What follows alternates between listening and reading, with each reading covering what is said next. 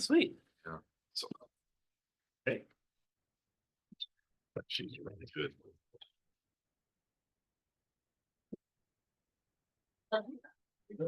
Yeah. Hello. Good evening. All right, so it's about 6:01. I'm gonna call to order the regular session of the Humboldt Bay Harbor Recreation and Conservation District. And we have a roll call, please. Commissioner Norton, Present. Commissioner Benson, Here. Commissioner Dale, Commissioner Newman, and Commissioner Coleman. Present. Will you join me in the Pledge of Allegiance? Pledge allegiance to the flag of the United States of America and to the republic for which it stands, one nation, under God, indivisible, with liberty and justice for all. All right, we did not have a closed session tonight, so there is no report on closed session. And then I will say we are launching our ability to comment via Zoom and participate in the meeting via Zoom. This is a little bit new for us, so if you're doing that, please, I'm speaking to the people on the screen. Please be patient with us. If you care to provide comment on any of the agendized items or on public comment, which will be coming up to here shortly, please raise your hand, and when it's your time to speak, Mindy will unmute you. If you happen to be on a telephone and you don't have that raise hand button on your telephone, you can hit *9. We'll raise your hand, and then Mindy will unmute you. And so with that, we are going to move on to public comment, which is the portion of the agenda to speak on items to the board on various items that are not on this agenda. Can also at this time request that a matter appearing on the consent calendar be pulled and discussed separately. Pursuant to the Brown Act, the board may not take action on any item that does not appear on the agenda. Each speaker will be limited to speak for a period of 3 minutes regarding each item on the agenda when that comes up. And each speaker is limited to speak for a period of 3 minutes during the public comment portion on items that are within the jurisdiction of the Harbor District, but not on the agenda. Do we have anyone in the room caring to speak on or providing public comment on any items tonight? Do you have a member? Please step up, identify yourself, and let us know. Hello, Sebastian, Aqua Rodeo Farms, Humboldt Oyster Tours, and Humboldt Bay Provisions. I just wanted to give the district a little report on the cruise ship that came through the other day, the German tourist cruise ship. It was a great time.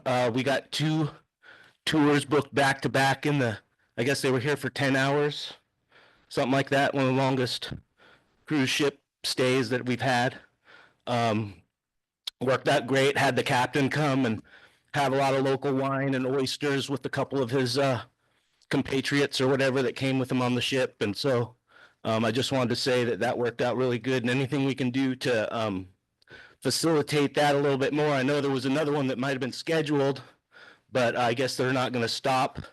One of the key things that I think really impressed that group of people was, LA is LA, San Francisco is San Francisco, but we have this cute little quaint Victorian seaport that they really appreciated, and they really enjoyed the small town effect of it, and being able to have that big of a ship to come right into the small town Victorian seaport. And they had the redwood tours, had the oyster tours. I think there was a couple other things that were going on, but I think it was a good thing. And I know the district has been hard at work trying different avenues to promote that stuff with the small cruise lines that might come through here and repositioning cruises, some of those kind of things. It's just something we shouldn't put aside or think that's not very important. And I'm sure you guys all know that. So thank you very much. Yeah, thank you. Does anyone else in the audience wish to make any public comment tonight? Does anybody online wish to make public comment? Please indicate by using the raise hand tool or star 9. Is that what I said? Yep, star 9 on the phone. I don't see anybody. Do you? No. All right. Cool. Then moving along, we'll move to the consent calendar. We adopt all these with a single motion. These are considered routine items. Move to approve. Second. We have a motion and second on the consent calendar. If all in favor, signify by saying aye. Aye. Aye. Any opposed or abstain? Consent calendar passes. Communications reports and correspondence received. Hand it over to you, Chris. Trying a new device tonight. We're gonna see if this thing works. It doesn't appear to work. I'll go back to the old fashioned way. Okay, let me go forward on a couple of items here. So executive director's report, still working very diligently with our state and federal grants. Rob, Mindy, and I have recurring meetings with a number of different staff members, agencies, etc., ensuring that our grants continue. We'll report out again this month. We've had very successful meetings, and to date, things appear to be working very well on our behalf. So we're very happy to report that once again. Agency community engagement leadership meetings met with RCEA this month. 2 different chambers of commerce, Pacific Gas and Electric, a large scale regional meeting, and various meetings on the heavy lift marine terminal. Joining Rob. Power CA was the county spinoff of Select USA, which was a local conference held Tuesday and Wednesday, or excuse me, Wednesday and Thursday at the Bear River Rancheria at the Tishanon Community Center. Was able to present on a panel with Eric McCarr of Vineyard Wind, as well as Beth Burks from RCEA, and Janet Gagnon was I was calling the referee, but she was the moderator of our panel. It was a neat event. One of the things I really want to call attention to is I thought a lot about the complex problems that we solve here in Humboldt County, because things are a bit more challenging for us here. But we all have a lot of very strong strengths, and when we bring our strengths together, I think we can accomplish quite a bit. And so I really hope we'll take advantage of the opportunities that we have before us right now in Humboldt County and advance them. As Sebastian said, people appreciate who we are and where we are. And I really want to see us continue to work together. And today I was at Fortuna High School to present wind energy to our Creeks Club. They asked me to bring 3 presentations. I brought wind energy. I think I would have made you proud, Rob. I brought seaweed and kelp, and I brought shellfish aquaculture, and they chose wind, of course. Sorry, guys and ladies. But it was kind of fun. I think we'll get invited back. I'd like to get a few more people involved in presenting. It sounds like they'd like to get us down there quarterly. Fortuna High School, for those of you that do not know, has a really high AP advanced biological and natural sciences program. The Creeks Club was started by Pam Halstead. You guys have heard me mention Ted and Pam, who clean up around the peninsula and the waters of Humboldt Bay, trash on a daily basis. They're some of our strongest stewards. And this was Pam's classroom, so it was fun to go back. I went in that class in 1989, 35 years ago, 36 years ago. Am I doing my math correctly? I presented in that classroom. And so the decades have changed, but classroom kind of looks the same. Did you sit in your old desk? I didn't. No, I was a presenter there. I wasn't a student, but the truth is my feet still don't hit the floor when I sit in the desk either.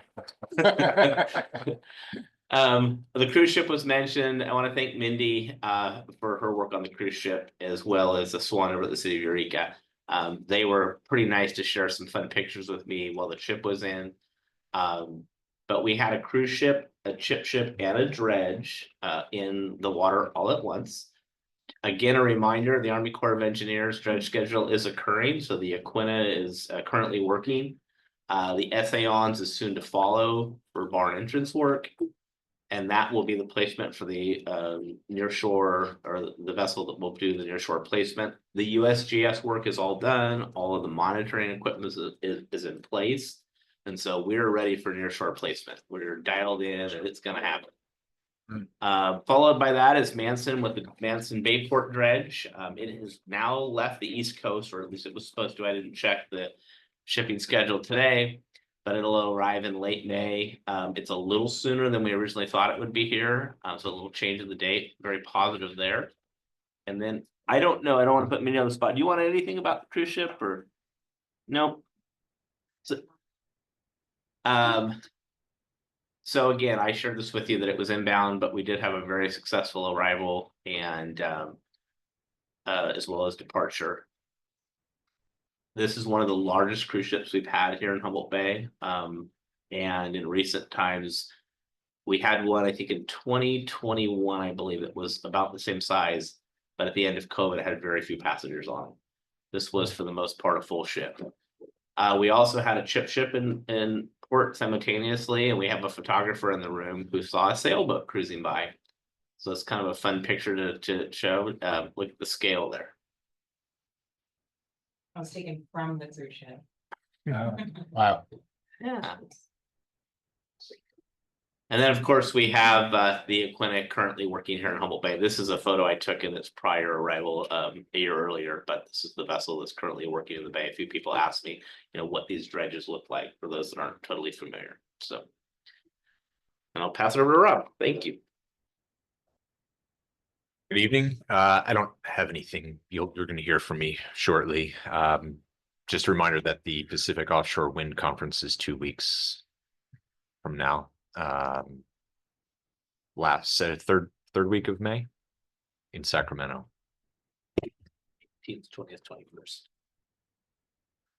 Our district council is not with us this evening, and I don't believe our other professionals have reports tonight. Nothing at all for us? All right, then I guess moving on to commissioner reports. Anyone like to start? I'm looking Anything forward to the special? first little trip in a couple of weeks. That would be my first one to, learn a little bit more and branch out, network with some other folks, and looking forward to it. Also, there's a green terminal. Thank you for the nomination, and I'll be also participating and looking forward to the green terminal advisory committee. So that's exciting to me, and I'm looking forward to that. And then I know the other part is the budget, so I will probably have to touch base with that and start planning for getting some meetings on reviewing the 2025, 2026 budget. That's it. All right, thank you, Jack. Greg? Yeah, I just want to echo what Jack has said. I'm looking forward to diving into the budget. So looking forward to a finance committee meeting soon with the executive director and others. Also looking forward to a 2x2 committee staff with the city of Eureka. It's planned for June 4th now. I think we got a time to make that happen, to talk about, collaboration around dredging, dockside market, aquatic center. A number of issues are always up for grabs with the city of Eureka that are in common because they're just right there. That's all I got. Thanks. Aaron? Not much. I did last Saturday night. I participated in helping the Commercial Fishermen's Wives of Humboldt County with their fundraiser for a scholarship. A lot of fun. I really want to thank Executive Director Chris Mickelson for coming and helping me all night and helping with the program. And they raised the most money they've ever raised at one of their fundraisers. So it was a success. Of course, the bad news is no salmon season again in California this year commercially, but we're going to try to make a summer of it anyway. So that's it for me. Yeah, as far as I'm go, I attended the what is it, Power Humboldt or CA, yeah. Power CA conference. Did a great job, Chris. It was a very interesting panel. I didn't get to stay for the whole conference, but stayed for a few. It was interesting. Some of the first number of projects they were talking about were all ones that I've been involved in at some point in my career or not. So it's kind of like, wait a second, it's getting crazy. But yeah, that was really good. We've had our community steering committee meeting was this month. We had one of those. We are putting together the green terminal committee.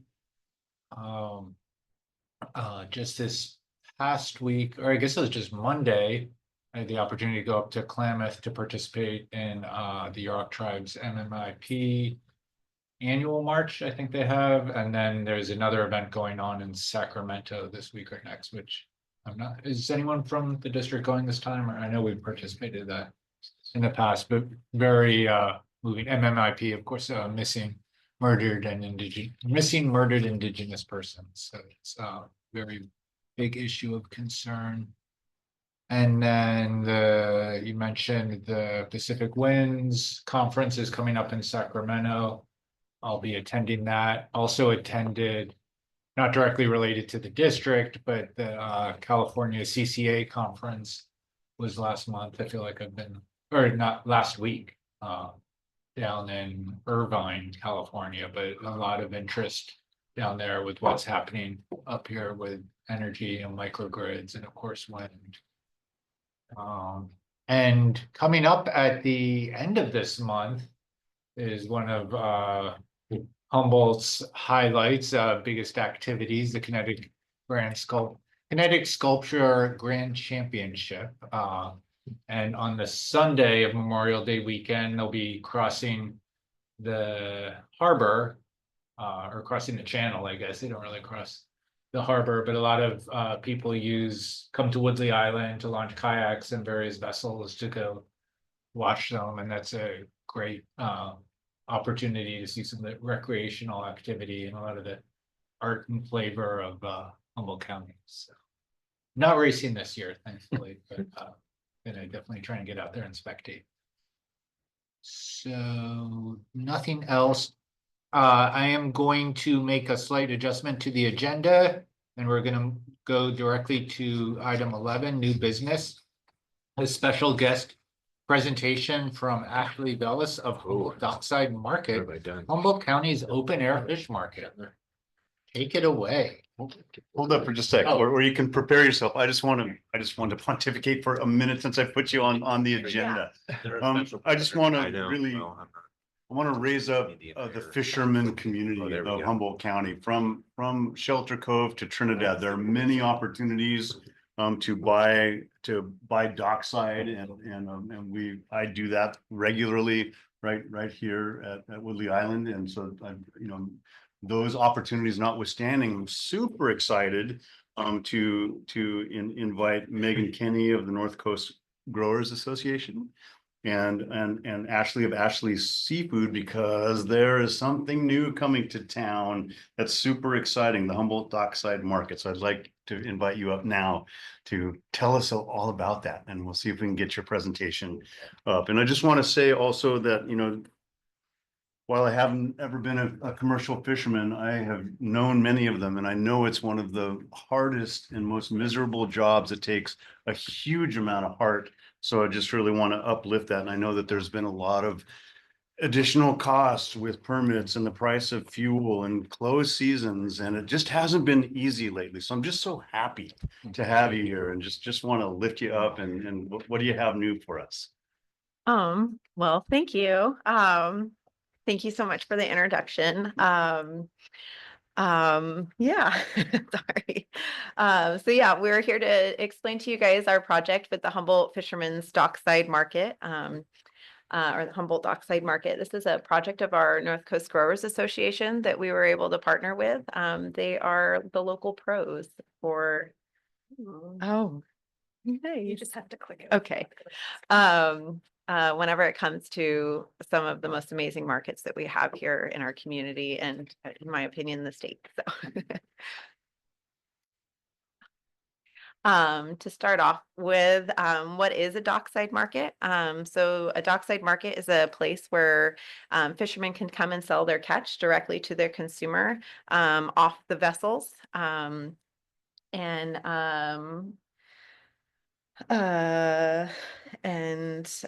It's because of this bill that was passed in 2015. Fisher ports all up and down the coast have been able to open direct to consumer fish dockside markets. Some examples are Tuna Dockside Market. There's one popping up this year, I believe, in Oxnard, and Ventura has one, and one of the original ones is in Santa Barbara, which has been the longest lasting pre this bill.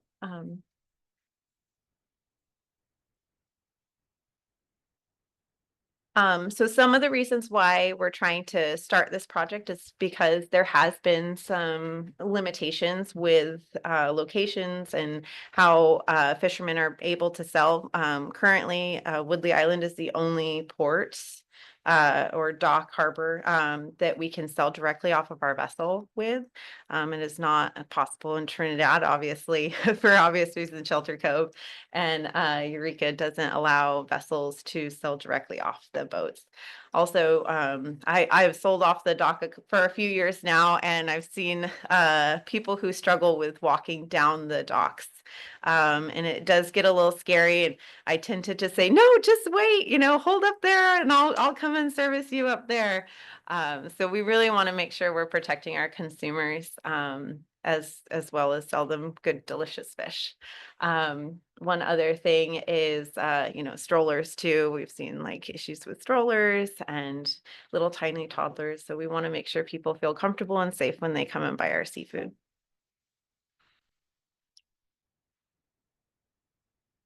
And introducing the Humboldt Dockside Market. So this is going to operate very similarly to a farmer's market, which is why NCGA is partnering with Ashley on this. We have over 45 years of experience running events like this. Because we already operate 9 different farmers markets in Humboldt County. We have a lot of systems in place. We do all of the background admin. We have a lot of supplies. So instead of having another entity having to start doing all of that, we thought that it would be much more efficient to partner and really conquer food security from multiple different areas. So people will show up on Madaket Plaza. There will be all the canopies with the fishermen there. We will also have a market information booth because we are able to accept EBT. We will be able to process people's EBT cards, which is really going to open up those fish sales to a lot of other customers who maybe can't normally afford to purchase local fish. And also that market information booth is going to double as a fish processing station. It's going to be just a 10 by 10 canopy with all the walls around it. It's permitted through environmental health. We've got some like rolly carts, triple basin sinks, cutting areas. We've got Ironsign Metalworks, a local company, building that for us.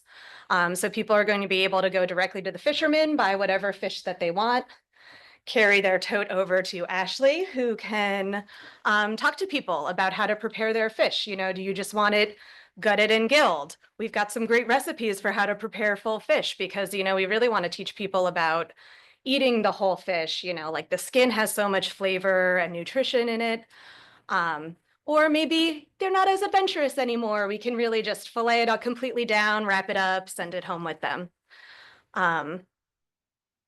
Yes, this will be open. This is our pilot year. We're not necessarily sure exactly how it's going to go. So we are going to be open every other Saturday, starting June 7th. It'll be 9 a.m. to 1 p.m. We really want to use this opportunity as cross promotion between this market, the farmers market on Saturday, and also Friday night market. We have a lot of tourism that comes through our area. Some tourists come specifically just to buy, thousands of dollars of fish. If you're in Reading, you're coming out here to Humboldt to get that. Some tourists are just passing through. So what do they do when they're here? They can stop at Friday night market, swing by the plaza, listen to some music, come pick up their fish on their way home. Another great benefit of having it on Saturdays is as we're processing the fish, we'll be able to capture all of the fish waste, and then farmers will be able to drive by on their way back after market and pick that up for their farms. So our farmers are really excited about all of this great fish goo that they'll be able to inject into their compost.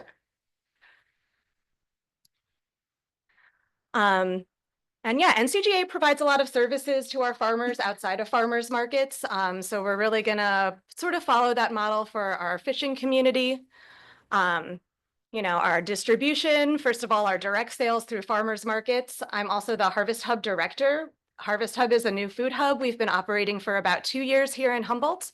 We connect our farmers' food directly with wholesale buyers. We work primarily with schools, Food for People, and our local tribes. So we're going to be able to hopefully use these relationships that we're building to be able to get more of our local fish into our local communities.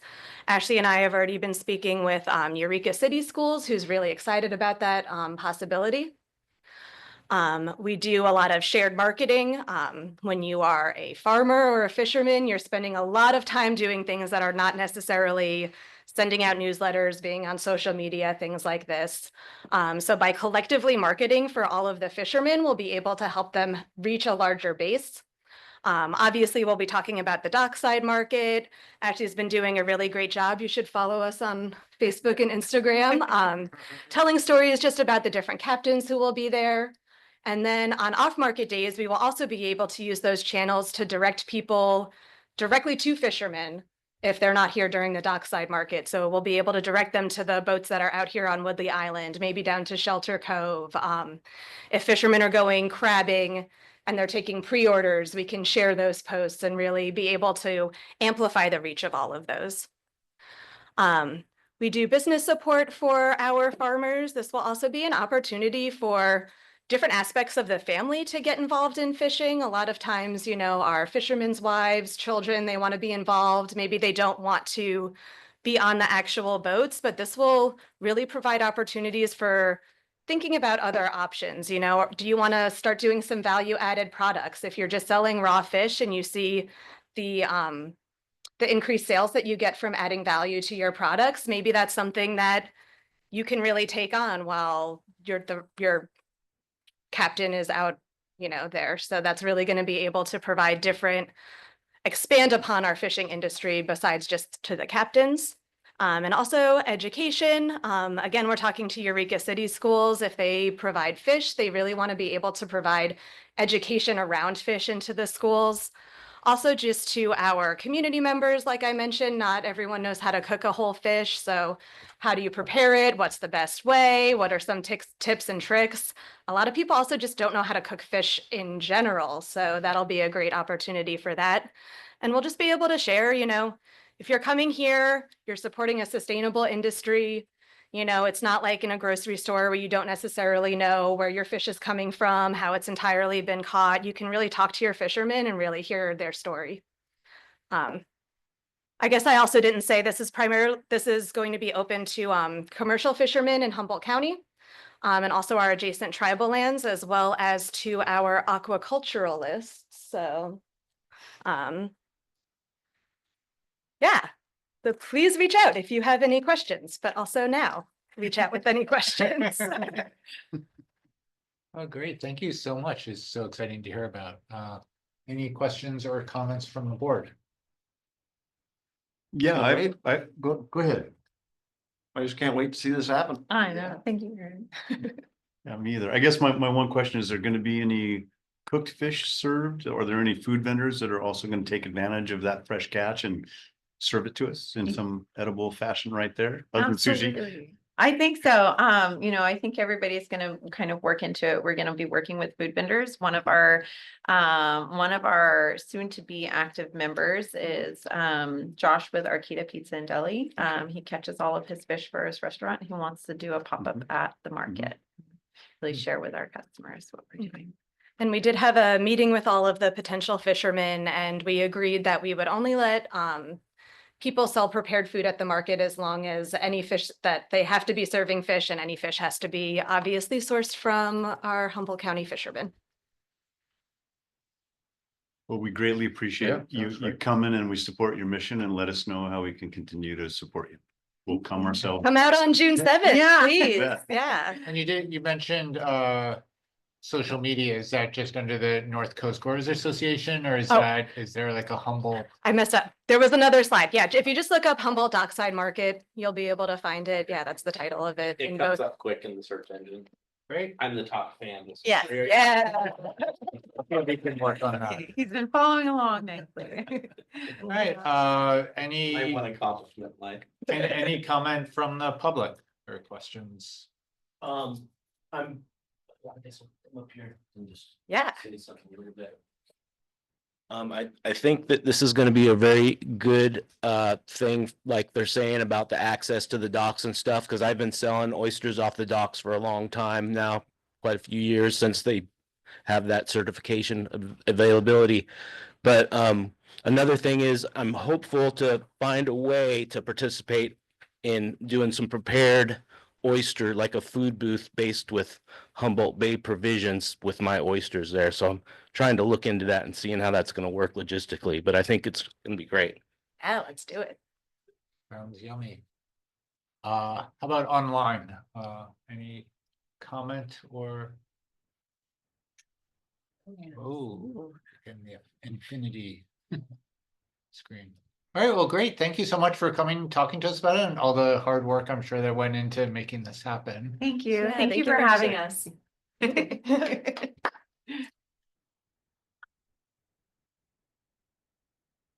And moving back to unfinished business, item 10. Receive status update regarding the Humboldt Bay offshore wind heavy lift marine terminal project.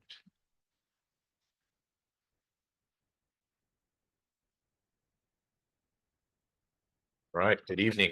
Last item, but a long one. Okay. So just a quick update on engagements. As Chairman Coleman mentioned, we have a community advisory committee. Consists of about 40 people from a lot of different constituencies. There's people from the aquaculture businesses there, a fisherman or two, representatives of tribes, a pretty broad representation. They have a self-selected chair and facilitator, which is John Woolley, a resident of the town of Manila. And the advisory committee is actively working on providing feedback, ideas, and critiques regarding our overall engagement process, strategies, and our outcomes so far. With a lot additional work going on with that group, including feedback for future public meetings and recommendations to the board for the community benefit program that's coming up, some future work of theirs. Aquaculture Committee is actively working on reviewing some white papers that were written at their request. So that is additional CEQA level special studies and analysis on areas of concern for the aquaculture community, such as biosecurity, which is ensuring that invasive species aren't introduced to the bay, water quality, making sure that anti-fouling paints don't end up in the water, in-water work like pile driving and pile removal. And then policies that exist at the federal, state, and district level currently in place about those matters. And then also we're just beginning some discussions about oil spill prevention response planning, how that currently works in the bay. We also have a fishing committee who's been putting a lot of input into the Woodley Island work dock here on Woodley Island, and preparing to comment on what is coming up soon for ship traffic modeling, which you'll hear about shortly. We also meet monthly with residents of the town of Samoa, including the townhomes. Executive Director Mickelson and I were just there last night from 3 o'clock to 7 or so with the residents of the townhomes there. We brought pizzas and met in their community room. Every month we meet with either in the town of Samoa or at the townhomes, and we put up posters every month and send postcards to every resident in that area. And they also selected we talk about a lot of different topics with them: visual, noise, traffic, boundary treatments, such as fences and walls between the project and their homes. And then that community self-selected a steering committee, which we also meet with once a month, alternating with the community meetings, talking about the same topics and how to engage people more. And we have a new round of meetings with tribes coming up. And then the Green Terminal Committee will begin meeting in June. Just talking about the town of Samoa, just wanted to point out, so there's the project relative to where we are. For those of you that don't look at maps all day, this is Eureka. Here's Woodley Island project sites here. This is all Samoa Peninsula. If we zoom in, there's the project, and we zoom in a little bit more and turn that map off a little bit. These are the townhomes that we're talking about. And then this is the town of Samoa. And so there you've got the town of Samoa and the townhomes. And if I turn the project map back on, you can see that they are very close to the project. And so we're putting an extraordinary amount of effort into meeting with people that live here, getting their feedback, identifying ways that we can minimize impacts. And we also have a number of amenities built into the project, including a trail right along both of those residential areas. 1.1 mile trail. And so we have a trail specific meeting coming up on May 20th at the Small Women's Club. So you've been receiving technical reports every month. Here's just an overview of what the future months look like. And so we've got 2 months of the upland theme, finance and operations, energy, permitting, Baywide Master Plan, impacts and mitigation, and then updates on past themes.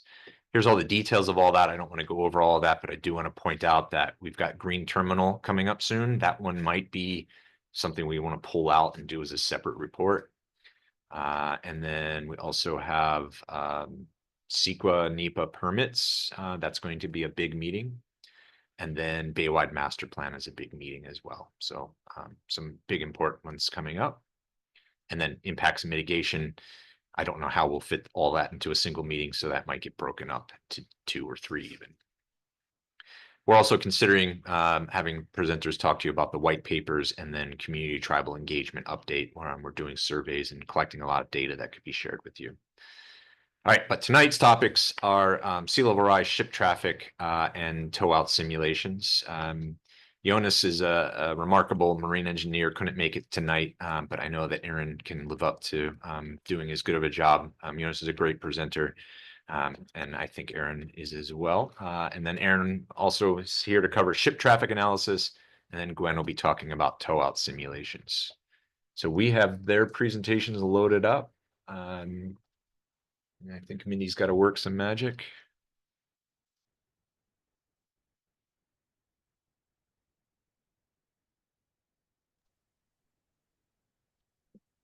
Testing, this is Aaron. Can you hear me? Yes, we can hear you. Great.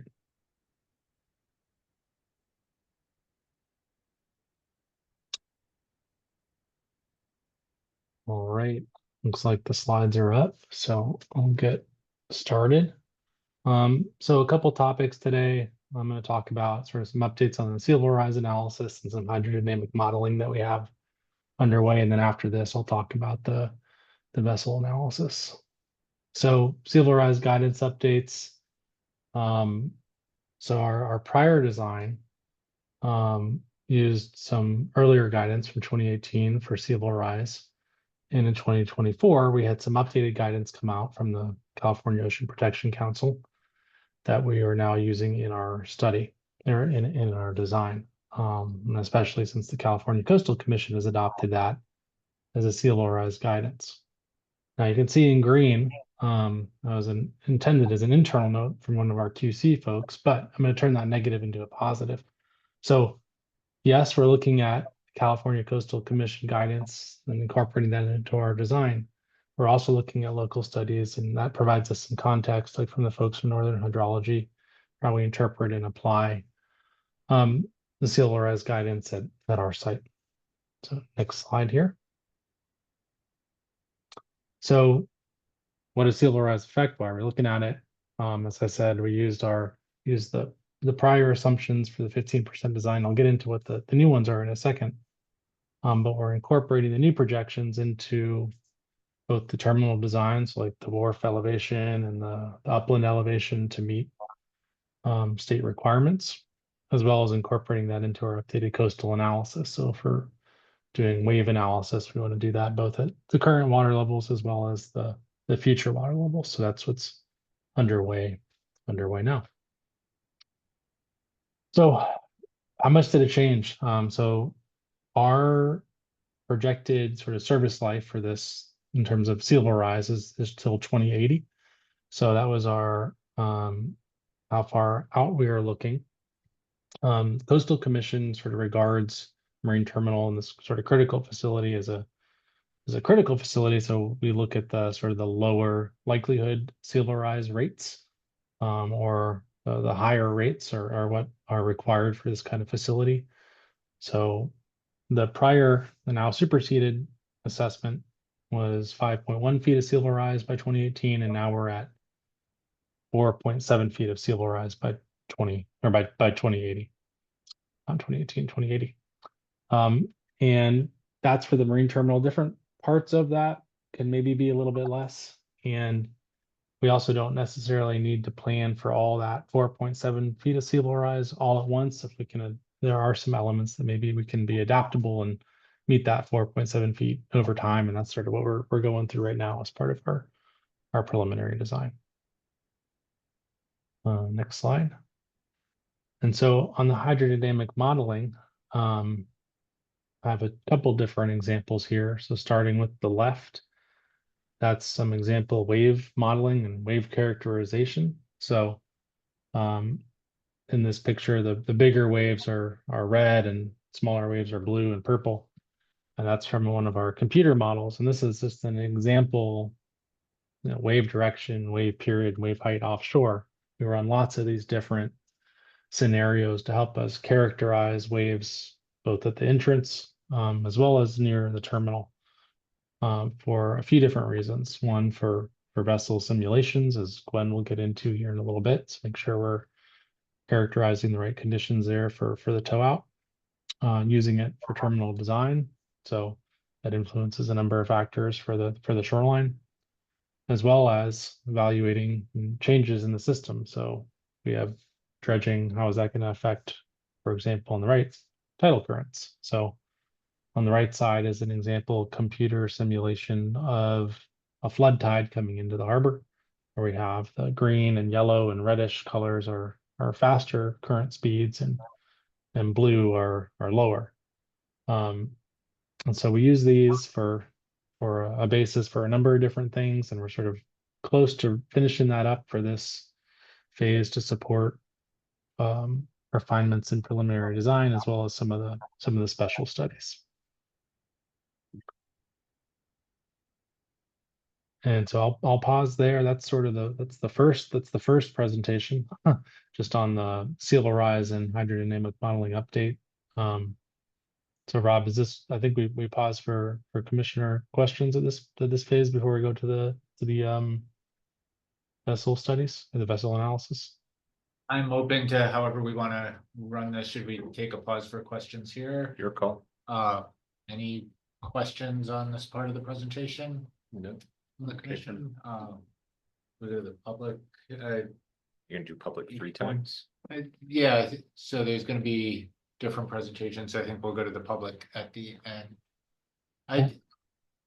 When you're looking at the sea level rise modeling, I assume like the main thing that we're looking at is the terminal project and the terminal property, but are we looking at all like how any of the surrounding properties and anything might behave and what impacts that might have?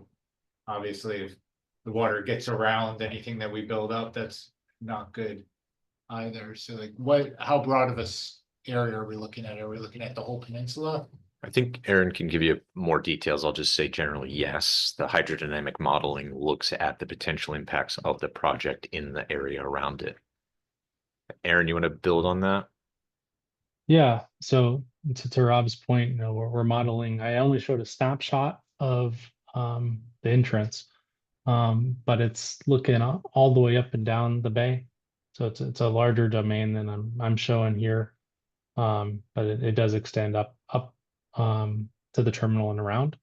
And so when we're looking at water levels, that we'll look at, if there's some broadside or coming around as you pointed, coming around the facility, we'd be able to look at that as well.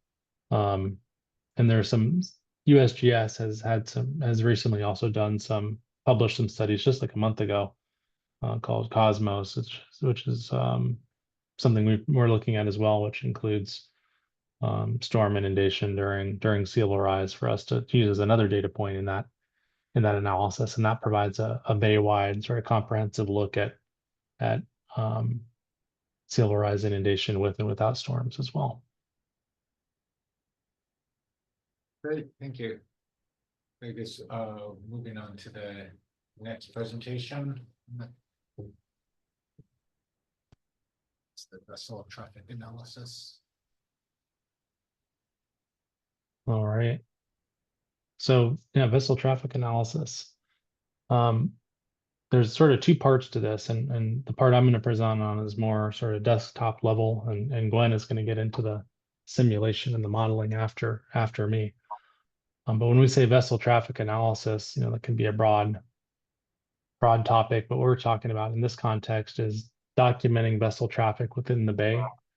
So getting the facts on what's the volume, where are the locations of the vessels, where are they operating, what are the types of vessels, what are sort of the categories of uses, what are those sizes of vessels, to give us a baseline for what's in the bay now, as well as looking forward for what are some potential sort of vessel fleets and vessel traffic volumes that you may anticipate during construction and during operations for this terminal in different phases.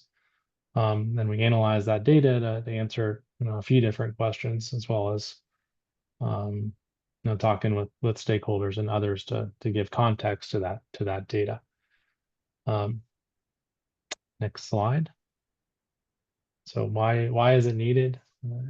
At a minimum, as part of the regulatory requirements for NEPA and CEQA to want to evaluate noise and air quality for this, what was now and what's in the future for the future vessel fleet, as well as evaluating and co-use of the channel. So, is there how is the channel being used by now and in the future, and how does the co-use look, and is there a risk of congestion, and what are some mitigation for those if there is a risk of congestion? And then it's similar to the NEPA and CEQA.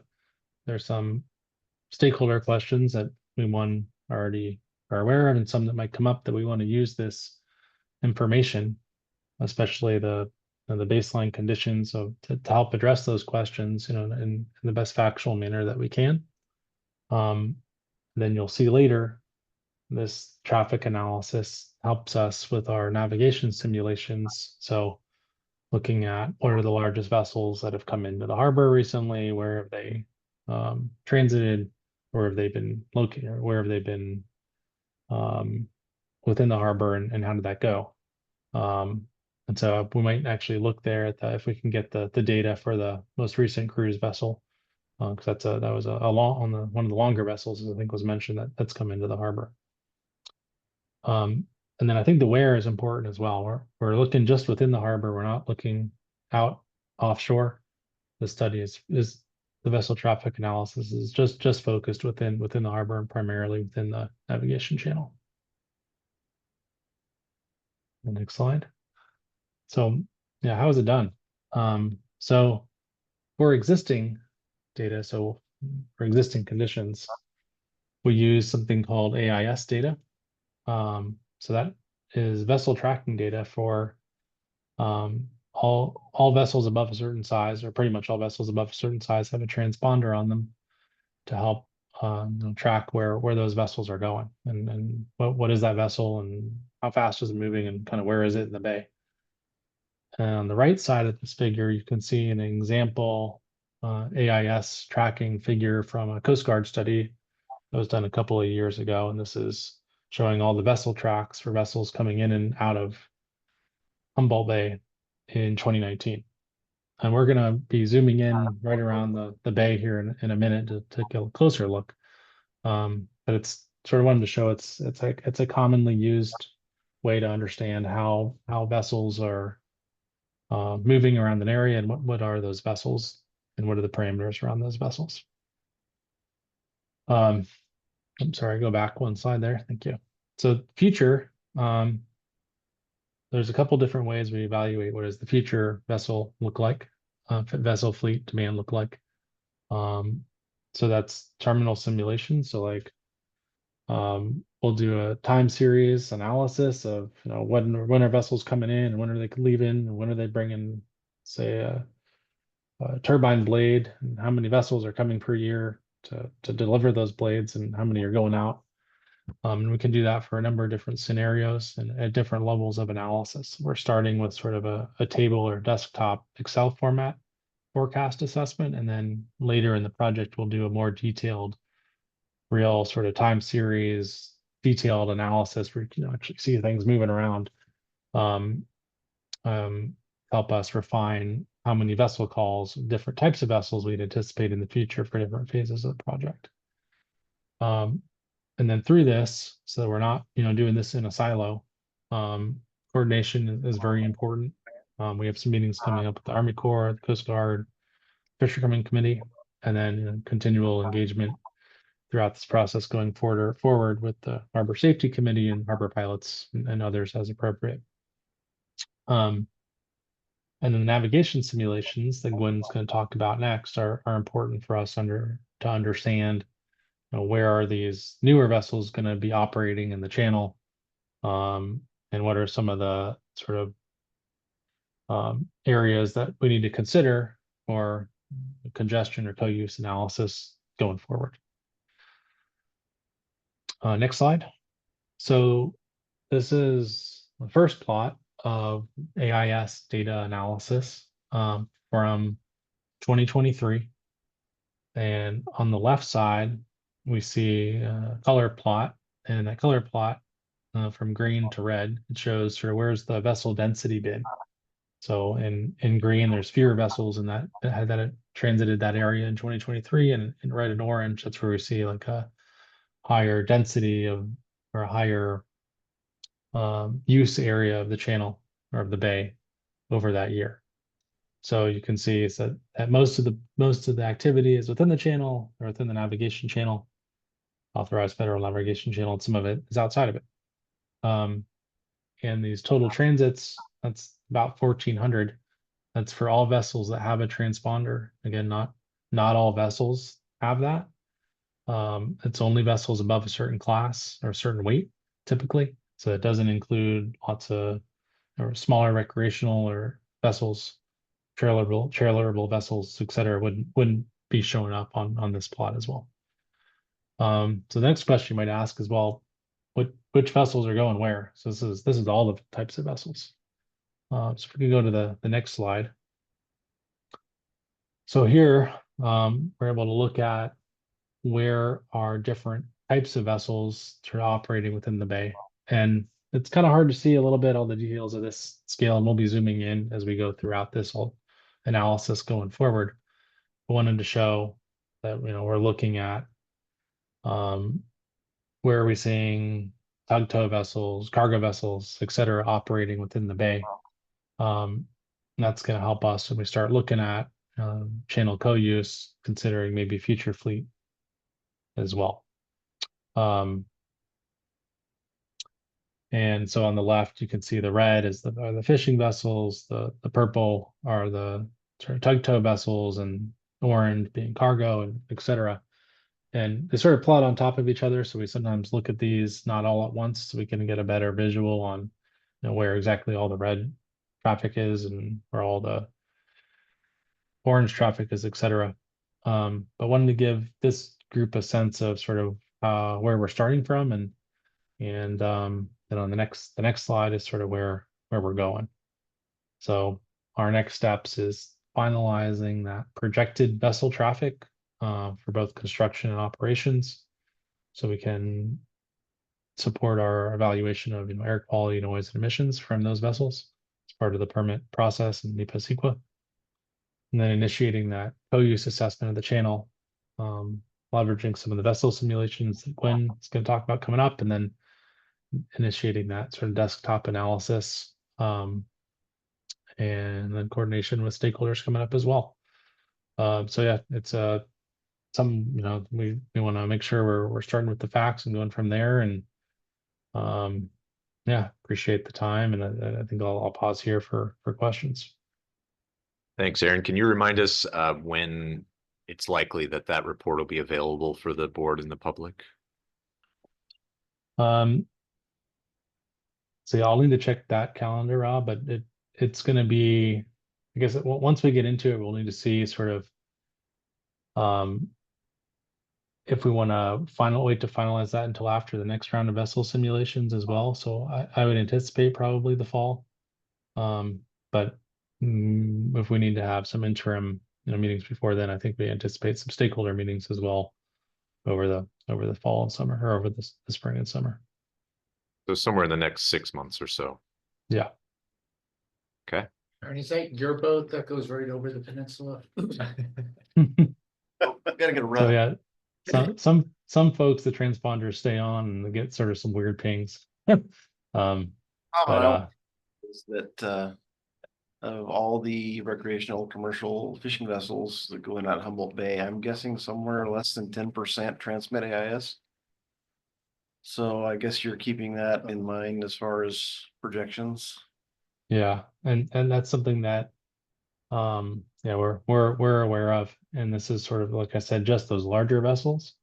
But there are many other vessels that do not have that AIS data, and that's why we don't want to do this just in a silo of looking at just the data we have. We want to make sure that we're incorporating other input. And to a greater extent, the folks that actually have the capability don't transmit most of the time. They're commercial fishermen, so. Anyway, just.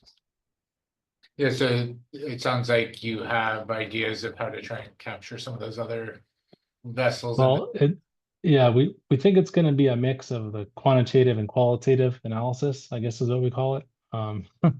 Given that we don't want to just operate on data alone, which would be that sort of pure quantitative analysis, understanding there's context, nuance, and missing information we want to incorporate into outlining the baseline conditions and understanding where we might have congestion, how that might affect users, and talk about that with stakeholders before finalizing anything. Pretty striking that 50% of the AIS data did come from fishing vessels when that's probably only 10% of the vessels. Yeah, one of the thing was that we're going to look at as well, and you can do this, I didn't show this for simplicity, is you have the total amount of vessel calls, and then the total unique number of vessels is very different from the total vessel calls. So yeah, something to point out there. Aaron, is there another way that vessels are counted other than the AIS tracking? Well, that's the best way we could see sort of out in the channel. But I think we have some information sort of on how many vessels are within the marina. And we'll sort of, I guess it's going to be part of the discussion with stakeholders on here's what we have, what are we missing? What's another method that has been used elsewhere, like mounting cameras and just counting? That vessel counts are within the harbors or within the marinas.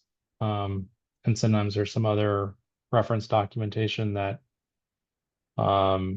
we've used in other harbors. So, what how many vessels are moored in the harbor, and sort of talking with harbor masters about what kind of activity they see versus what we're seeing here.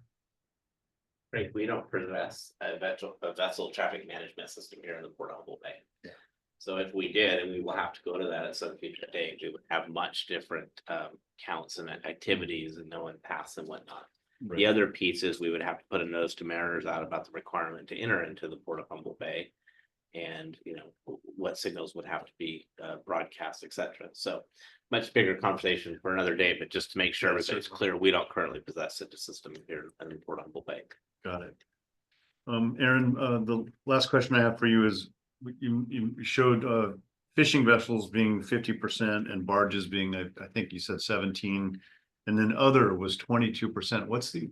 Just give me an example of what the other vessels are. Yeah, the other vessels, there's one research vessel, and then there's the two hopper dredge vessels. And so those are the 97% of the other traffic. Yeah. So that's why it's important to look at it both in the total transits, but also the total unique vessels as well. Does that include Coast Guard vessels? That other 22%? No. Different. I don't Homeland Security identify themselves. Okay. All right. That's all my questions. Thanks. It's an interesting observation to me, though, that 50% is fishing, and then 100% of the commerce people have to transmit. it's required. It's like with the vessel traffic system like they have in the Bay Area, for example. Everybody's exempt except people that are actually of major tonnage. So I just want to make sure we keep this accurate when we start talking about percentages. Yeah, fair, understood. All right, is there one more presentation? Most exciting one. Can't wait.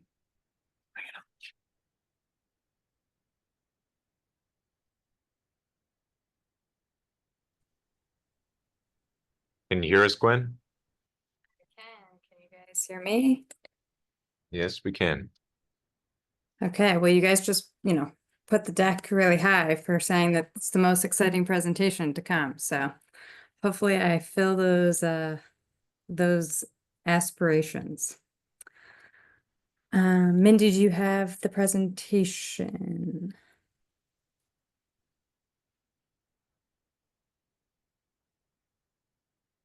You see that, Gwen? Yep, I can.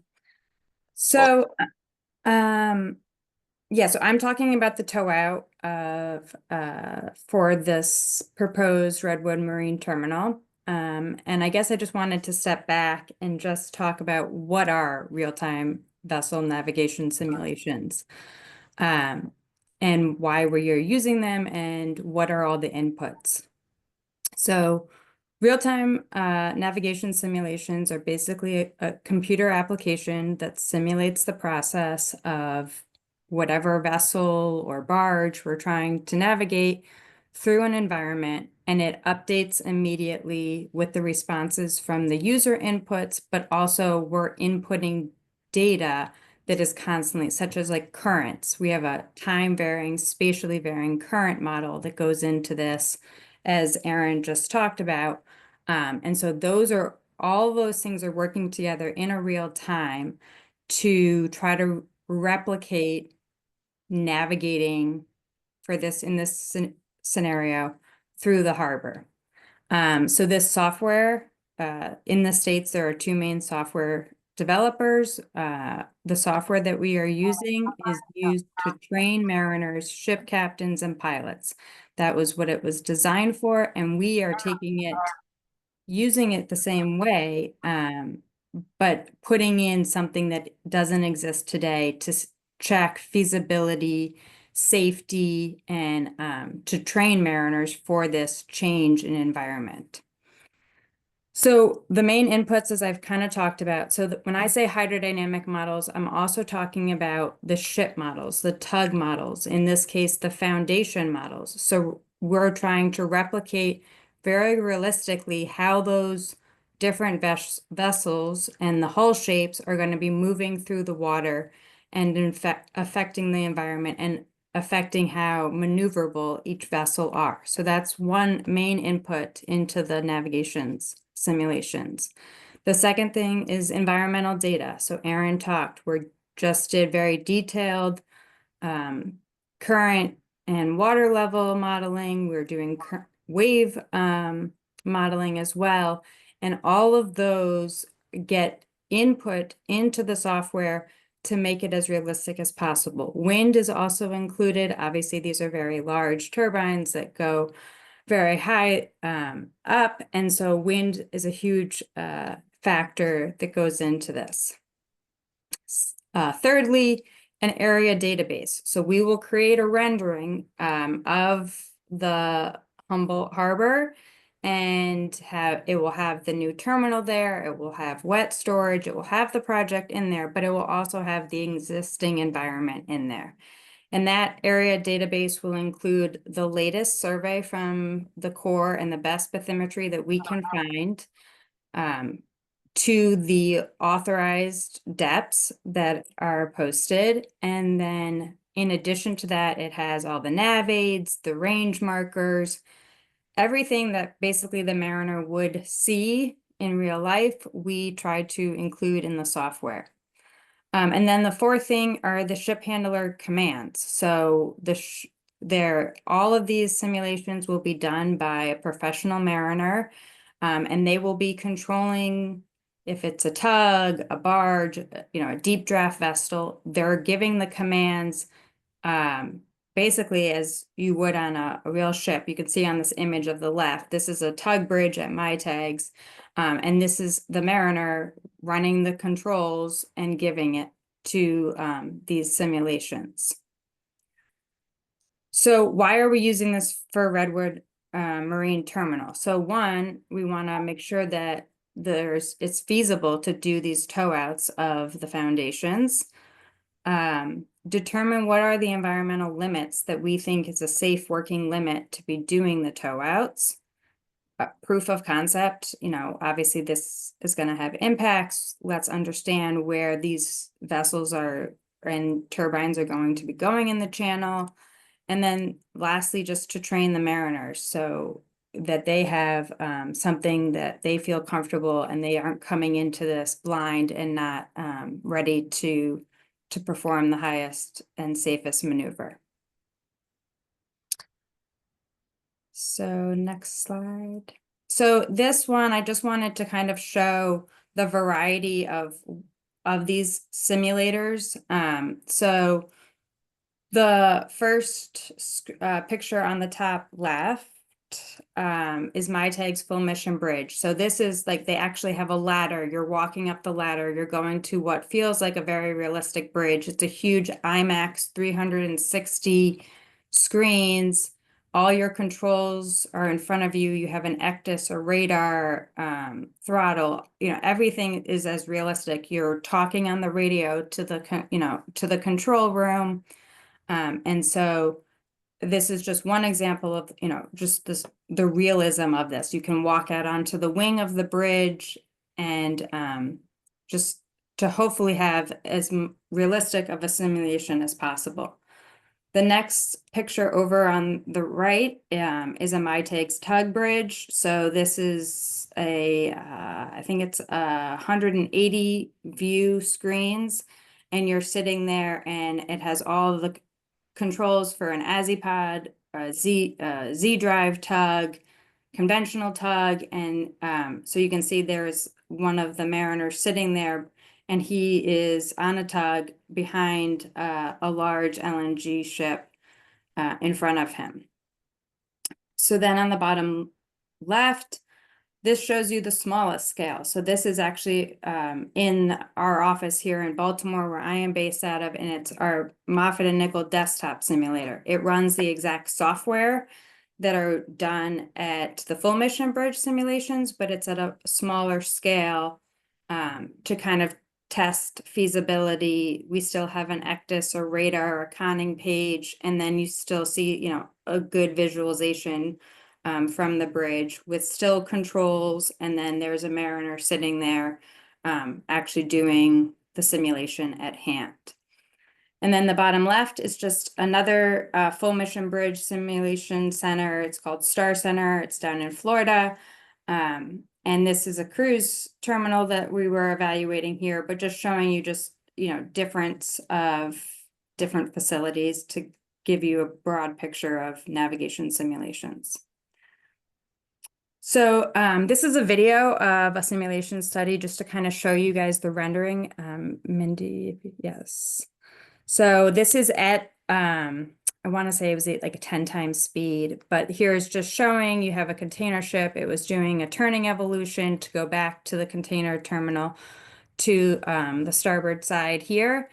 And you have tugs that are actively working on it, giving the pushing and pulling commands, and they'll do the turning evolution, and then the ship will go back to the berth. Obviously, we have a moored vessel here to have, a conservative approach on how close does it get to the moored vessel? Do we have sufficient clearance? And all of that is documented. Next slide. So then the question is so after these simulations, what is the data? How is it processed? The data is output every second. So we take that data, we run it through a bunch of codes, and then the highest quality report of each simulation is this swept path, which is the top left corner. So it's a swept path that is showing exactly the path that the vessel took, how it's relating to the channel limits. If it's a turning evolution, you know, is it staying within the turning basin? We can also plot the tugs. We get the tugs at that same interval. We usually color code it by speed, but obviously it's all project specific. So then this picture over is showing a similar swept path figure, but was more focused on tug force. So was the tug pulling? Was it pushing? What was the force that the tug was putting towards the vessel that was given by the pilot? And so that was another figure. Then this bottom left figure, that just shows the time series. So we plot engine speed, rate of turn, bow thruster use. I mean, this is all project specific, but just showing how all the data gets compiled and then analyzed.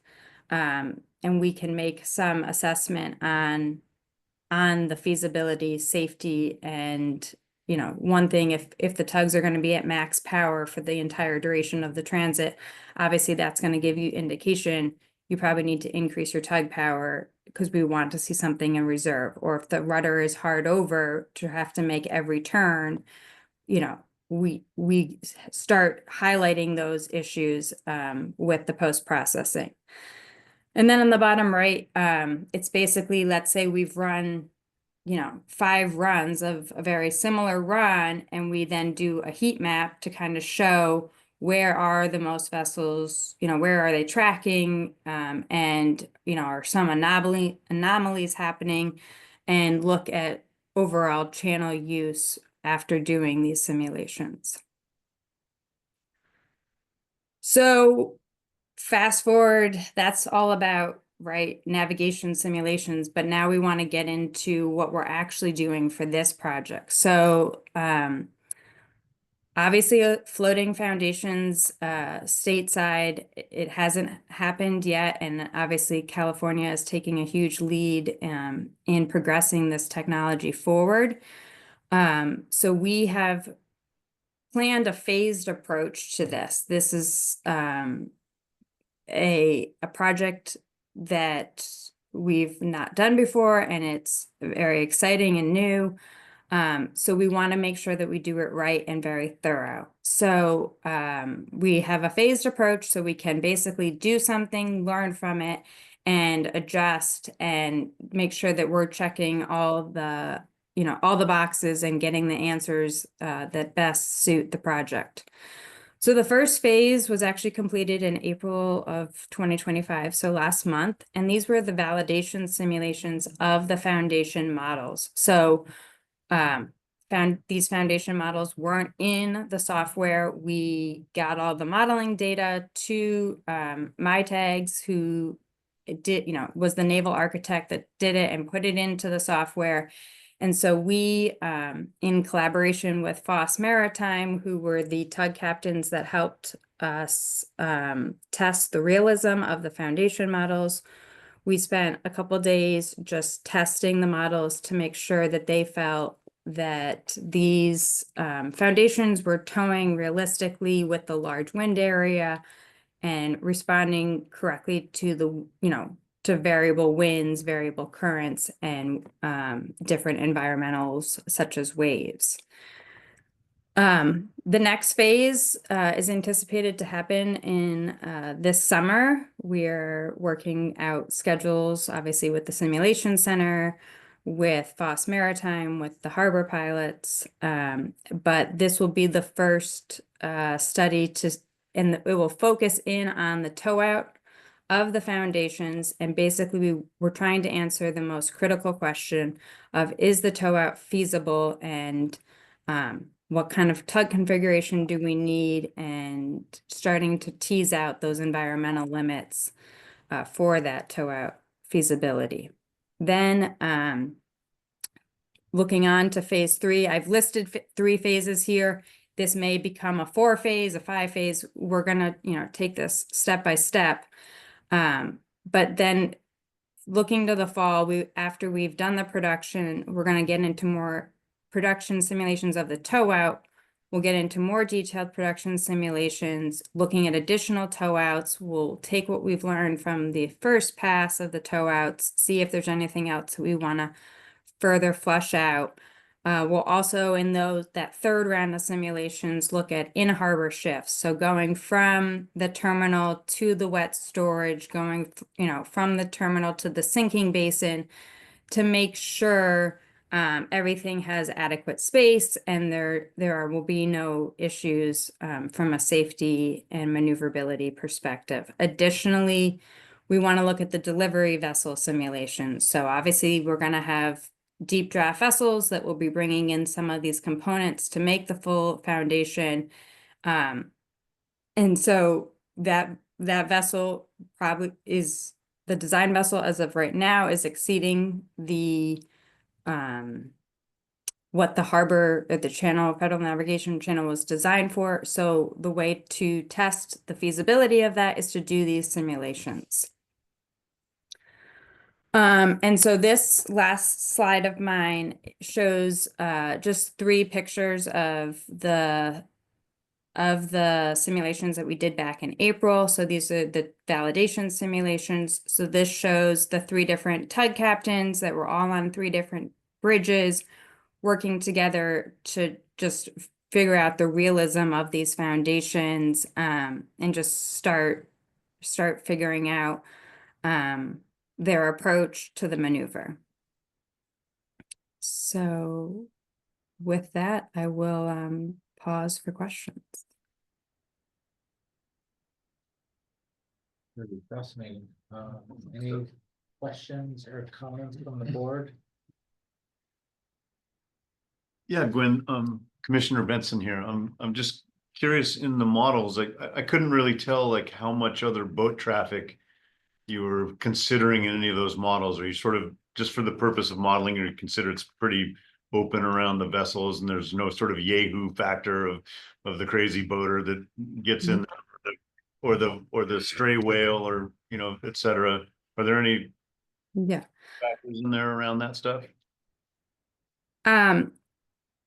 So all of those things are plausible to simulate, right? But obviously there's a human nature aspect to that. And to simulate that, we could put someone in there that, does that and works through that, and that could be a training effort. But for this, we're just saying, is the tow out feasible? So as of right now, we don't have any of that in there, and it is just a clear channel. The foundation, the 3 tugs have it, but as I said, this is going to be a many-phased approach, and if that is something that we want to further evaluate, it can be evaluated.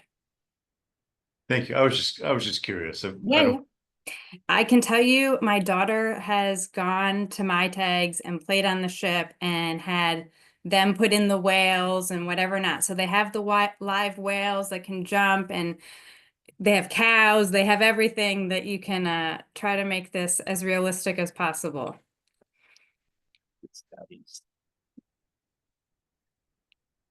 I was wondering with the foundation simulation, since we still are so far out from construction, I think, it seems like most of the potential developers are going for the triangle foundation, but we still really don't know, are they going to end up with steel or concrete? So are you looking at a number of different possibilities, and might that even help inform what the best sort of foundation is to use for a location? Yeah, that's a great question. So you're right in that, well, one, the developers are also very closed off, right? And not wanting to publicly share all of their technologies and all of their data. So we're trying to use the best available data we have, and the foundation that we are modeling is what all developers are giving us indication the designs are going to, not saying that every single one is the exact same, but we're using the best data we have, and just to, this is a feasibility level that we're first at. Obviously, once a chosen developer gets in there, I am under the impression that they will take their specific technology and further evaluate it with their technology. But we are using what the industry is stating is going forward as the design at this moment in time. Could you build on that a little bit by talking about the decision we made to make all of this data public?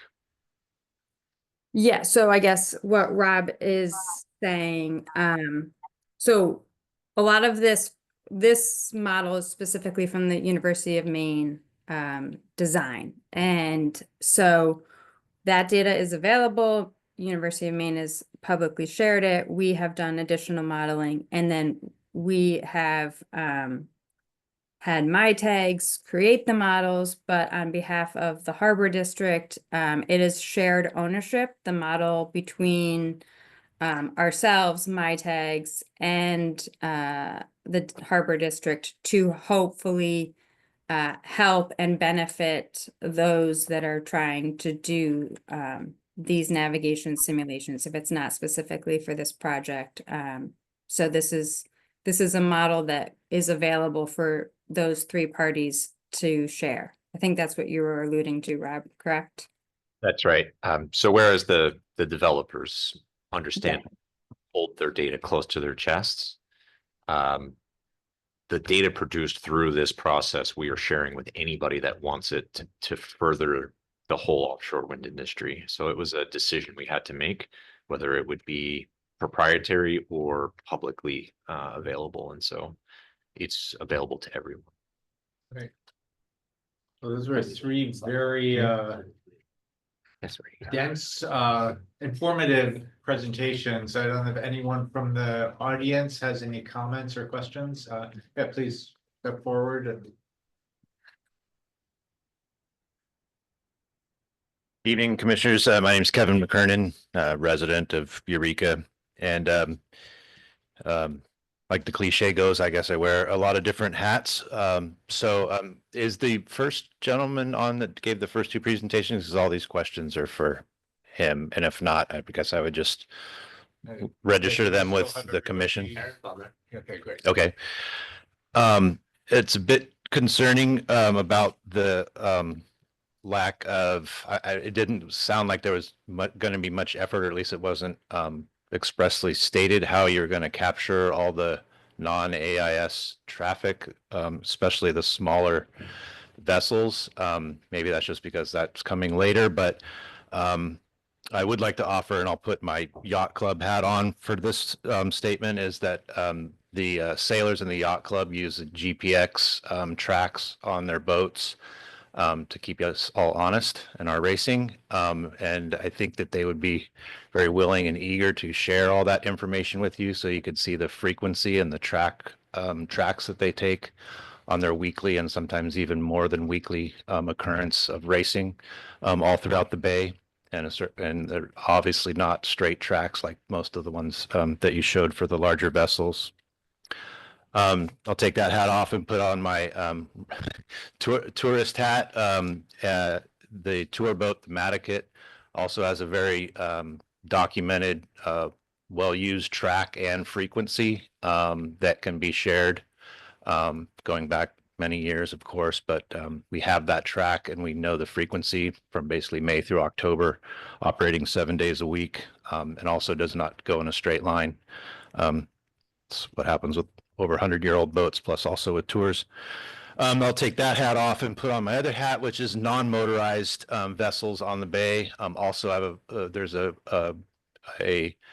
regular group, both kayakers and rowers, that should be interviewed and could easily, if they don't have it on a GPS, could show you tracks that they take on almost a daily basis, some of them, and the frequency that they do that throughout the year, and be able to put that on a chart on the map. And it would be, those are going to be a lot of the impacted users from this. And so I think an analysis of the places and time and frequency that those tracks cross each other and all other tracks, and then laying on top of that what the proposed amount of traffic would be, is very important.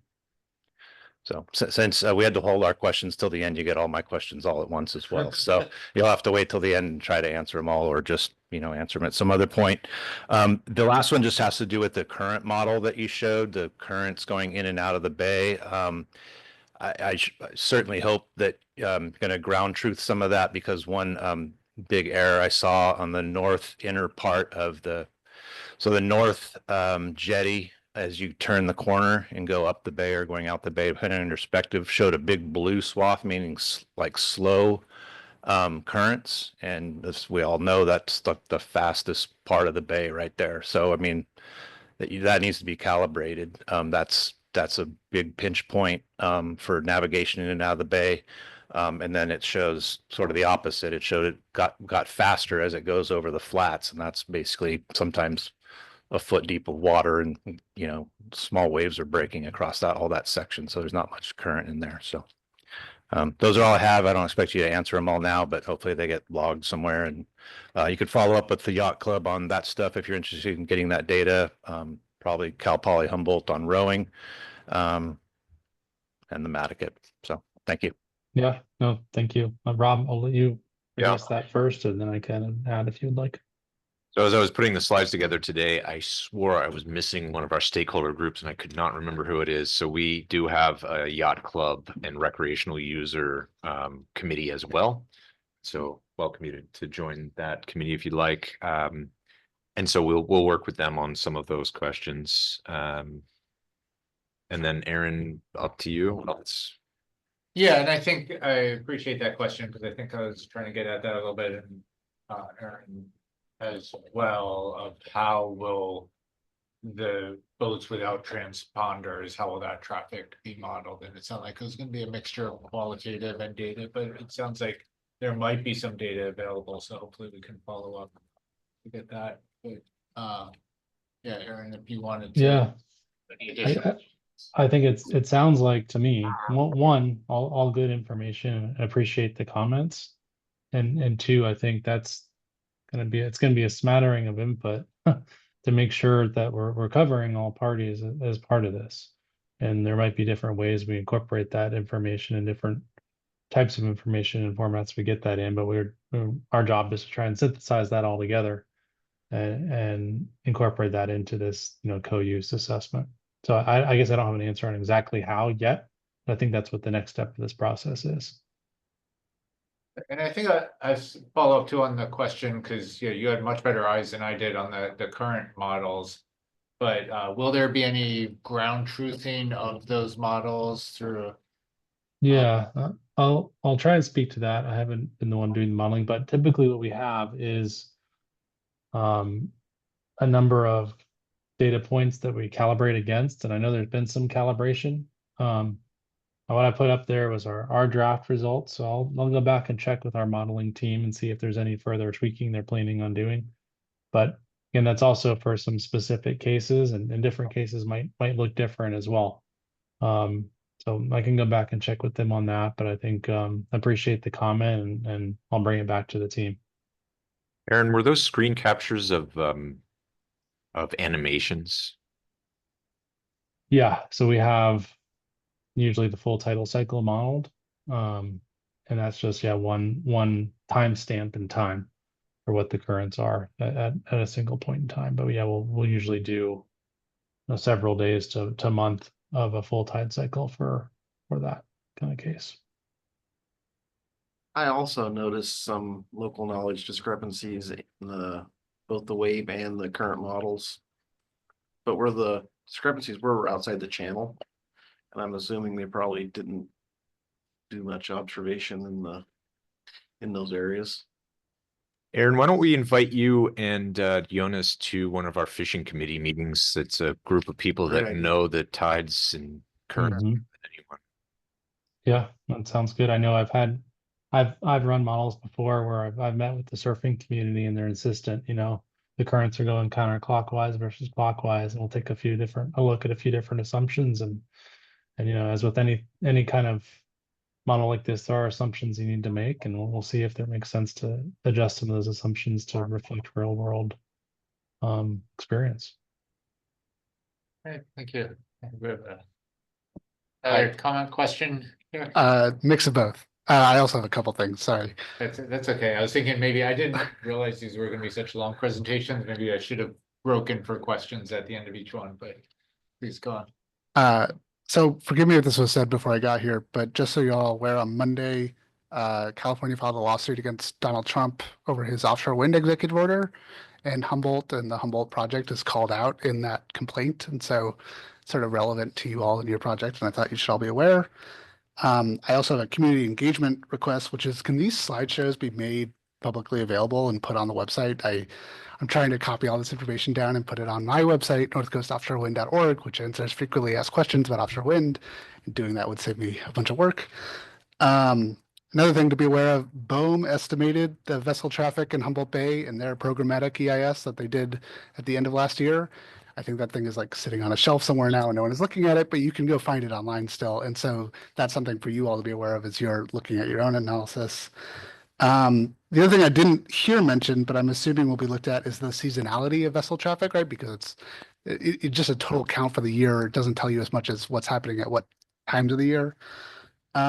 And then finally, and sorry for this question, but I guess there was sort of a open-ended, you're doing this feasibility analysis, and then what do you do if it comes back that it's infeasible to do this? What's sort of the next step of that? And so I don't know if anyone wants to speak to that, but it was what I was struck by after watching the presentation.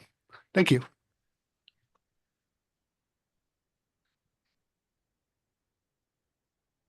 Thanks. Yeah, I don't know if there's, well, we do make this, do we make the presentations publicly available? Yeah, Yes. so that can answer that question. The other one, the more philosophical question of what do we I do can, it more feasible? Can you Yeah. address that? We changed something, I guess. Yeah. Regarding the presentations, we haven't been putting them online, but if you go to the project website, give us a week or two, we'll add a section and start adding them there. As far as feasibility, I would just want to point out that it is 10:30 for Gwen. So just thank you for staying up so late with us. I think she'll be able to answer this better than me, but generally what the feasibility is looking at is, you know, we're modeling 15 to 25 megawatt turbines and floaters. And so can that size go out? Does it need different kinds of tugs? Do you need anchor handling vessels? Where are the constraints? So I don't know that we're expecting the results to say this is just infeasible. It might say it's not feasible to do it this specific way, or it's not feasible if you use these types of vessels. But correct me if I'm wrong about that, Gwen. Yeah, you're right. Yeah, I would say it's a feasibility of what we're testing, and then if we do find that the feasibility isn't meeting our desires, then yeah, we can increase tug capacity. We can look to change the size of the foundation. So we have modeled 2 different sizes. Also, we will look at where the track is, and you know, this question, you know, some people may see the foundation leaving the channel, but that might be in a naturally deep area. And so it just has to be looked at a very holistic approach, and understand and make sure that everyone is comfortable with the tow outs. And so, yeah, there's many things that we can do. Obviously, there's environmentals, right? We will start testing one environmental of currents and winds and waves, and we can also dial those back if they are too strenuous and challenging to do the maneuver. So for instance, just to build on that, you're saying we'll model it at 15 knot winds. And if it just can't work at 15 knot winds, then that would become a restriction for tow outs. And any days with 15 knot winds or greater would not be available for tow outs. Correct. I mean, that is one scenario, or we say we increase the tug capacity, right? We make it, instead of 100 metric ton bollard pull, we'll increase it to 150. And does that allow for that 15 knot wind tow out? So there's a lot of variables, and we try to tease it out the best for safety and for operability as well. you. And on the consideration that it is very late on the East Coast, if there are no other questions, thank you very much for your presentations. Appreciate that. We'll move on to the next item. Unless there was any more on the update for tonight.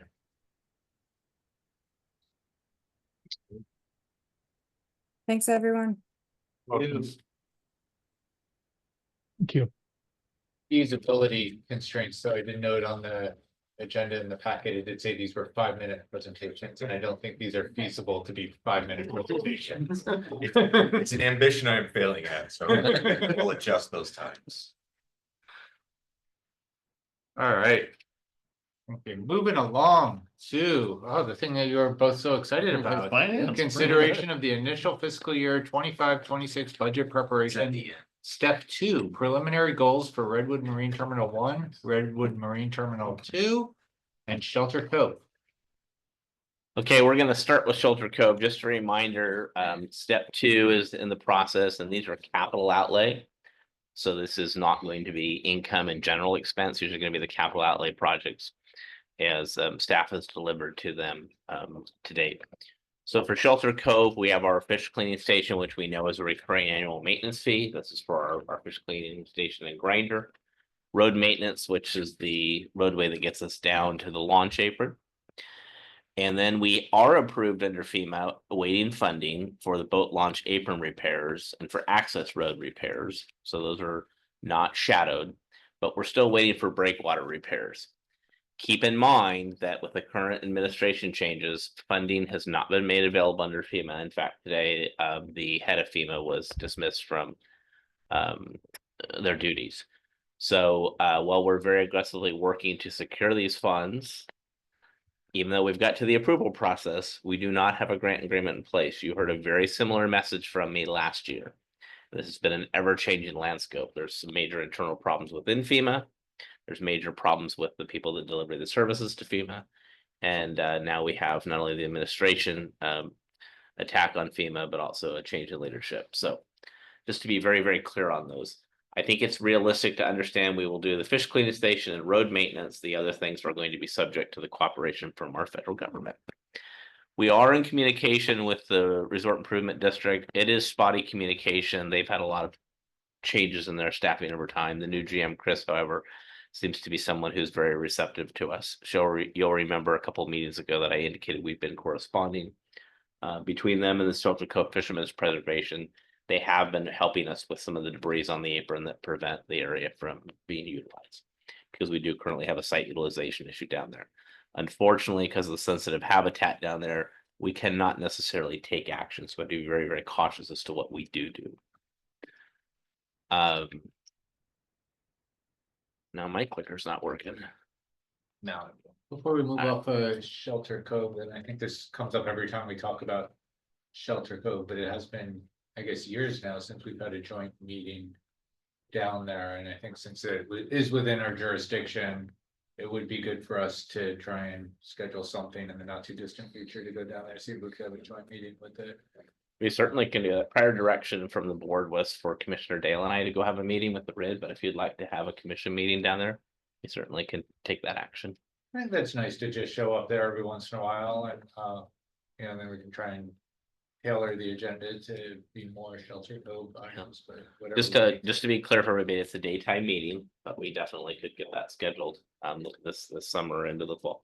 That would be pleasing to the board. We'll get you some more details. Yeah, I mean, it doesn't have to be next meeting, but yeah, sometime in the foreseeable future. Great. Red Marine Terminal 1 capital improvement projects, building, shoring, and siding. I'm going to give you some photographs specific to this asset. Dock hoist and lighting. Some general maintenance on Red Tank Dock, which is still utilized by our aquaculture community. Maintaining our access road in and out of there. So about $6,500 spent in this general area. Just for reference sake, as you know, we're keeping RMT1 as active as we can for our fishing fleet. We're down to a very narrow lane of drivability on the dock. So that's the area that we're continuing to work on. If you see in the the background of that picture, you can see the hoist out there at the very end, and we just did some pretty significant shoring up out there, some sistering of some of the substructure and replacing a number of dock boards. And to the left photograph is our structure out there where the hagfish is currently housed, hagfish operation that is, as well as quite a bit of gear storage and some indoor workspace for some of the smaller vessels if they want to do interior repairs. They're not allowed to do any exterior repairs at this facility. But you can see the bulk of the bitmouth paper is off from the roof, and that will not be being replaced. It is not in the district's abilities and or means to be replacing any of that. So just a little bit to make sure we understand we're putting just enough to keep the facility to an operable level and attacking safety only items at this point in time. This is a sample of dock repairs. This is actually a photograph from RMT2, but I want to just show the demonstration here that what happens in these dock boards is they don't show, and then all of a sudden, if my mouse will cooperate, you'll see something like this. And this is a section that literally will just peel, and it's rot. You're not seeing it in the surface, you're seeing it on the interior. All of this area here, ends up like that, with the exception of maybe 1 or 2 boards. And so we're going through here. These are 4x12 boards. They're about $349 for 2 of them. We typically do them 2 at a time. It's very challenging. It's very economically challenging for the district to do these, but it's important that we keep this facility up and going. So I'm only showing you these photographs tonight. I don't think you need to see photographs about painting or paving roads, but specifically I want to share RMT1, as we're all aware that is a facility that's long outlived its useful life. And our district engineer has let us know that they will not be providing any further drawings on things we can do out there for repairs. Let's move to Railroad Marine Terminal 2. Right now, this is outside of Woodley Island Marina, one of the crown jewels. So we continue to do pier and dock board replacement out there, and some structural repair that's within the abilities of the district staff. $15,000 is an increase over the $10,000 we proposed last year. But we're really getting ahead on dock board replacement. We want to continue to do that. We will be evaluating, as part of our Nordic Aqua Farms lease, a different portion of this dock, which is where the sea chest is going to be, and then the connection to the main dock under a separate study. Those are expenses coming out of the agreement between Nordic Aqua Farms and the district, not specific to our capital outlay budget, just to be clear. We're going to be doing an inspection of our elevated tank and our fire suppression system. That elevated tank is really what supplies our fire suppression system. The district engineer and I are evaluating some potential other options for cost savings, because we know on top of the evaluation of the elevated tank, we'll have some very significant repair recommendations. So we are trying to value engineer that to have an effective system in the long term, but also be able to keep everything fully operable as is. Fence and security, as that site ages, we're losing a lot of our cyclone fence, so we're doing a pretty considerable replacement there. A lot of these are materials that we have on hand, but we will need to source a substantial amount of additional material. Painting projects, although we did a very large restoration of this site, which concluded in 2017, some final painting in 2019. Due to the marine environment out there, we're going to be painting all of our metal roll-up doors, a lot of our gutter system, as well as some of our metal siding. This is materials only. Labor will be formed by district staff. This will all be self-performed. Full-time labor is budgeted differently. So again, this is just capital outlay of the material only. Ocean outfall inspection. We have our divers that were unable due to weather last year to move forward with an inspection. They came back actually $10,000 less than last year. I'm not going to ask questions. We'll be doing a marine outfall inspection. And then ocean outfall anchoring. This is a carryover from the current budget year. Mike and I continue to work on options out there, but we have some additional study costs that we're going to have to expend this year. And in addition to that, continue to advance the permitting of beach placement from sediment from the barn entrance dredging. And dependent on how things go this year with the Army Corps of Engineers, we'll get a more firm, thumbs up, thumbs down in the timing window. Remember on that, we also have to negotiate with the Army Corps of Engineers if we already use that dredge placement material. what the increase in cost is for us to off pump shoreside on the bay, and then the material delivery to the beach. So again, this is in the anchoring of the rain outfall line that had floated last year. Yeah. For the most part, we're in pretty good shape here. This isn't short of the rain outfall line. The inspection would be a recurring thing we have to do. So $130,000. We were, proposing budgets of $250,000 to $250,000 for a Marine Terminal 2. By having recurring maintenance programs in there and taking care of the existing infrastructure on a weekly, monthly, or quarterly basis, we've really reduced our repairs. I hope it stays in that fashion, but a big improvement out there. The good news is you're not seeing any deferrals in this budget. These assets are things that we're getting ahead of or working on. Again, we've got a lot of deferrals, as you know, with Boatyard and Woodley Island Marina, but we took care of deferrals in some of these other assets in prior years. So we're not at this point proposing any deferrals. As we go through the next stage, which is when a draft full budget comes out, we meet as a committee, we may have to start making choices. So we make choices from these capital outlays and start doing prioritization based on that. So now that we're to this stage, once that preliminary income and expense budget comes out, that's when the hard work begins. Jack, you said you're excited. Craig, you said I second that emotion. So as we finish this topic, before questions, I want to remind everybody that we shared with you last month that we had received the draft audit. That draft audit did have some adjustments in it we made with our controller or our CPA, Mindy and myself. That'll be coming back to you in June. There are some variances there from prior budgets, so we're taking a very deep examination of there. That wouldn't be uncommon. You can't always predict the kind of things that happen from a capital outlay. But we are using that historical data to help inform us on our budget process. So staff's taking a very, very deep look at this. So we're trying to come up with a little better forecasting level of accuracy so we can also do a better job of managing cash flow and the demands of cash flow for the organization as we start spending large sums of money waiting for reimbursements related to grants. So we're going to take a little bit deeper dive into this before we roll out an initial draft budget, but it will be timely with the draft schedule or the budget schedule that's required. I think with that, if there's any questions, happy to answer them. Please don't ask me about RMT1 because we're all out of money. I was gonna ask you about RMT1, but Go right ahead. Since it seems from what you're saying and what we've known for a while that RMT1 and the facilities out there are probably not gonna last until the rebuilding time. What is our timeline for being able to do some relocation and provide other facilities? I know we're talking about some of the storage relocating here to Woodley Island. I don't know if there's another location for the hagfish operation, but Wasn't there some plan to move the hagfish operation to Marine Terminal 2? Who do you want me to answer first? I both are really. Answer me first. They're related. Okay. So the operator of the hagfish operation has given us a date certain for when he'll be ready to move on from the operation. Now, whether he sells it to another purveyor or whatnot, I can't say. That's not our decision to make, and I also can't discuss the real property lease until something occurs and we bring it forward through.